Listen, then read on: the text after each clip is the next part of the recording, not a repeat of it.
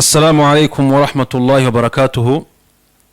الحمد لله رب العالمين والعاقبة للمتقين ولا عدوان إلا على الظالمين، والصلاة والسلام على أشرف الأنبياء وإمام المرسلين سيدنا محمد صلى الله عليه وسلم وعلى آله الطاهرين وأصحابه الأخيار ومن سار إلى سيرهم واقتدى أثرهم إلى يوم الدين. أما بعد، ishimwe kuzuni bya Allah subhanahu wa ta'ala, amuhimba imbabazi bya Allah subhanahu wa ta'ala bikuntu Muhammadin sallallahu alayhi wa sallam we nabiwe n'abasangira ngendo be n'abamukurikiye kuzageza ku munsi wa nyuma. Bavandimwe wa Islam, nanifuje ko twaganira ku sura imwe iboneka muri Quran. Iyo ni sura ya Al-Ma'un. Al-Ma'un ni sura iboneka mu sura za nyuma za Quran ugiye kuyipanga cyangwa se uburyo ipanze.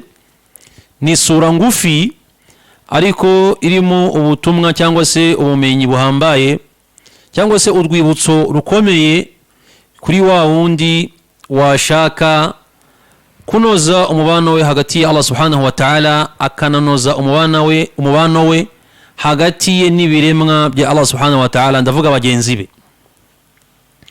Bavandimwe wa Islam, iyo sura Allah subhanahu wa ta'ala aratubwira ati: أرأيت الذي يكذب بالدين فذلك الذي يدع اليتيم ولا يحض على طعام المسكين فويل للمصلين الذين هم عن صلاتهم ساهون الذين هم يراءون ويمنعون الماعون. dushaka icyo ndibuze kuganiraho kize kuba kuri aya ya nyuma itubwira iti wayamnauna almaun. Aya itubwira kuri wayamnauna almaun. Allah subhanahu wa ta'ala yatangiye iyi sura atubwira ati: ara'aita alladhi yukadhibu bid-din. Ati ese ntiwabonye wa wundi cyangwa se babandi bahinyura umunsi w'imperuka cyangwa se batemera umunsi w'imperuka? Bavandimwe wa Islam, kwemera umunsi w'imperuka ni kimwe mu nkingi esheshatu zigize ukwemera k'umuntu. Kuvuga ngo ukwemera k'umuntu kugizwe nkuko byaje muri hadithi ya Jibril iboneka mu gitabo cya Muslim, ubwo malaika Jibril yabwiraga intumwa y'Imana Muhammadin sallallahu alayhi wa sallam ati: akhbirni anil iman, ati mbwire ku bijyanye na iman. Intumwa y'Imana Muhammadin sallallahu alayhi wa sallam ambwiye yuko al iman an tu'minu billahi wa malaikatihi wa kutubihi wa rusulihi wal yawmil akhir wa tu'minu bil qadar khayrihi wa sharrihi.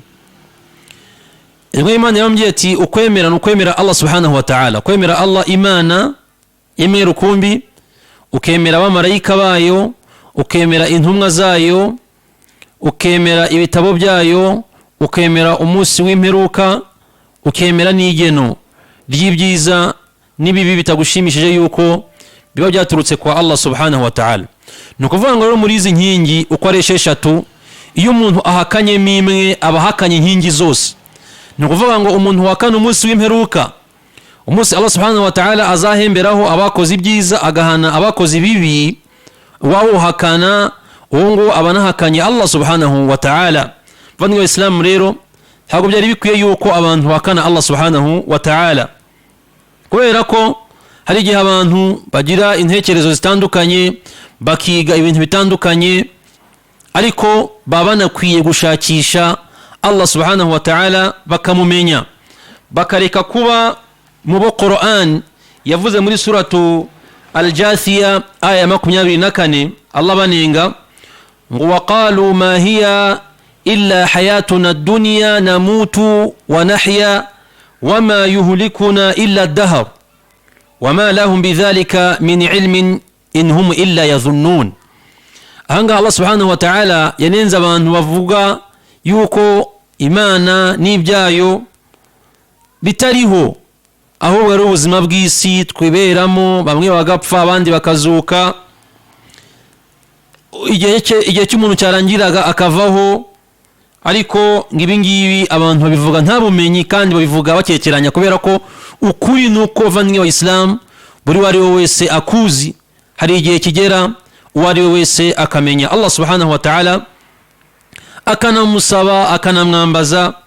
Niho Allah subhanahu wa ta'ala atubwira muri suratu Ar-Rum ngo fa idha rakibu fil fulk da'u Allah mukhlisina lahu ad-din falamma najahum ila al-barr idha hum yushrikun. Bavandimwe wa Islam, ngiye abantu bari mu nyanja noneho bakagezwaho n'umuhengeri, ubwato bugatangira kujya hirya no hino, ngo bose basaba Imana, bose abantu bose hadashingiwe ku idini runaka, ngo abantu bose icyo gihe basaba Imana imwe rukumbi, bakayisaba yuko yabarokora. Ngaruko Imana yamara kubarokora ugasanga baribangikanyije cyangwa se barayihakanye. Bangi Islam rero niyo mpamvu nta muntu numwe ku isi uzasanga utarigeze agira ibibazo byatuma yemerera Imana yuko niramuka imufashije ikamukura muri ayo makuba yuko azayicesheho bugufi. Ikibabaje nuko Imana imaze kudukura muri ayo makuba usanga twibagizwa, ntabwo byari bikwiye bavandimwe wa Islam. Ikindi bavandimwe wa Islam nuko no kuba uno munsi umuntu nyirubwito hakana Imana cyangwa se utemera Imana n'umunsi w'imperuka n'abamarayika n'ibitabo by'Imana n'intumwa z'Imana, nawe ubwe ni ikimenyetso cy'Imana. Kuba umuntu ubwe ariho avuga, azarebe imikorere ye uburyo ateye, azayibonamo ubuhambare bw'Imana. Allah subhanahu wa ta'ala yaratubwiye muri suratu Adh-Dhariyati ngo wafi anfusikum afala tubsirun, ngo mbese n'imiterere yanyu uburyo muteye, uburyo ukuguru gukora, uburyo ukuboko gukora, uburyo imisatsi ijya ku mutwe, uburyo umuntu ahumeka, uburyo umuntu aryoherwa, uburyo umuntu abihizwa, ese imiterere yanyu nta kimenyetso mwakoramo cy'ubuhambare bw'Imana Allah subhanahu wa ta'ala? Imikurire y'umuntu, buryo umuntu aba amazi, buryo umuntu agira amagufa, buryo umuntu aba umusoro, buryo umuntu asaza, buryo umuntu apfa, ati imiterere yanyu n'imiremekere yanyu yari ikwiye kubabera ikimenyetso gikomeye cy'ubuhambare bwa Allah subhanahu wa ta'ala. Ubwo rero inshallah buri wese Allah amufashe anamuhereze kumumenya, kubera ko bavandimwe wa Islam ngo no kumenya Imana nibwo butwari bukomeye cyane. Allah subhanahu wa ta'ala rero amaze kuvuga abantu bahakana umunsi w'imperuka, yavuze impamvu zituma bano bantu, impamvu enye zituma bano bantu bahakana umunsi w'imperuka, cyangwa se ibikorwa bine umuntu ashobora gukora bikagaragaza yuko atemera umunsi w'imperuka mu buryo bukomeye. Igikorwa cya mbere yavuze bishaka kuvuga ngo ibijyanye no kwemera bijyana n'ibikorwa, kubera ko iyi sura itangiye ivuga umunsi w'imperuka, noneho Allah agiye kunenga abantu bakora ibikorwa runaka. Yaravuze ngo umuntu utemera umunsi w'imperuka cyangwa se ufite iyo ntenge mu bikorwa bye, fadhalika alladhi yad'u liyatim, ngo uzamusanga atita ku mfubyi n'abana b'imfubyi. Ubwo bishatse kuvuga yuko umuntu uzi ubuhambare bw'umunsi w'imperuka no kuzahagarara imbere ya Allah subhanahu wa ta'ala, uwo nguwo iyo abonye imfubyi azitaho, yabonye imfubyi azitaho. Ariko umuntu utita ku by'umunsi w'imperuka, fadhalika alladhi yad'u liyatim. Icya kabiri, wala yahuddu ala ta'amil miskin. Icya kabiri nuko atita mu gufasha no guhereza amafunguro n'ibyo kurya abakene.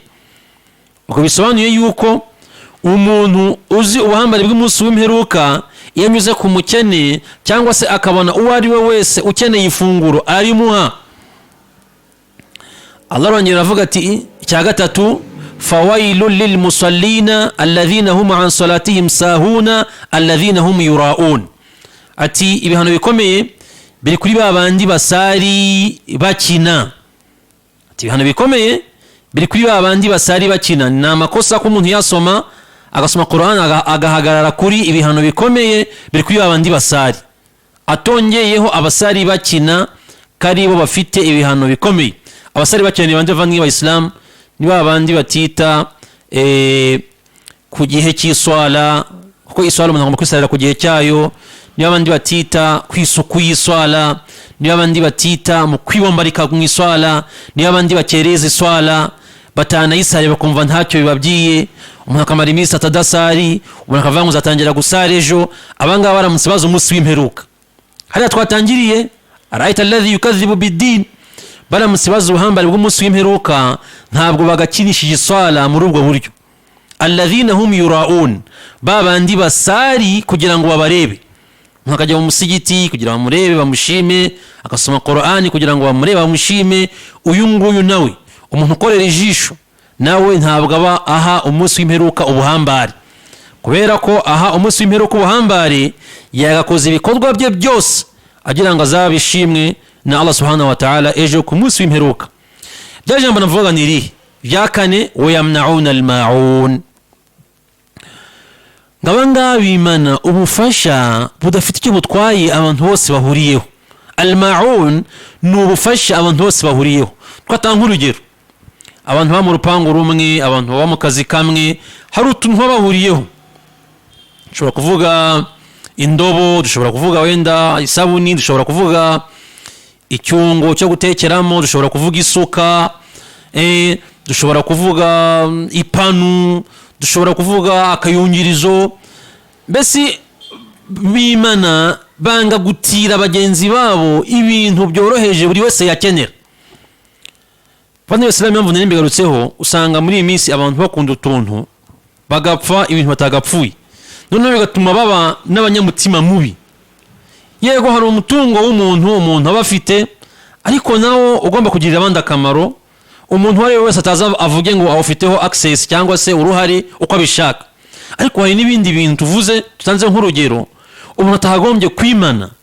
Yamna'una al-ma'un, ni abantu kwimana ikintu no cyaba ari cyawe, ariko buri wese yakigiraho uruhare kandi ntacyangize akakikugarurira. Rero mu mico ntabwo ari umuco mwiza wo gukunda utuntu, ugasanga abantu bapfuye isabuni, ugasanga abantu bapfuye ipanu, ugasanga abantu bapfuye imbegeti ngo yisutsemo amazi, ugasanga abantu bapfuye utuntu. Ibi ngibi abantu bajya bagira umutima mwiza wo gutira bagenzi babo, wo gufasha bagenzi babo, kandi ibi ngibi bigashimangirwa nuko bemera umunsi w'imperuka. Iyi neza ugirira bagenzi bawe, kuri gito wabatiza, kuri kimwe wabahereza, kuri kado wamuha, iyi neza niyo ejo izakugarukira ku munsi w'imperuka. Iyi sura rero vanni y'Islam itubera impamvu yuko dutunganya bino bikorwa. Twite ku mfubyi zirahari, twite ku bakene n'abapfakazi, tubashakira icyo kurya, dutunganye swala zacu mu kuri kwazo, hatarimo ugukina, hatarimo ukwiyerekana tuzisari, kandi ubufasha bw'ibanze bukenewe uwari wese yakenera cyo tugerageza tubutange. Inshallah bizatuma ku munsi w'imperuka tubusanga imbere ya Allah subhanahu wa ta'ala. Wallahu a'lam wa sallallahu ala sayyidina Muhammadin sallallahu alayhi wa sallam. Wassalamu alaykum wa rahmatullahi wa barakatuh.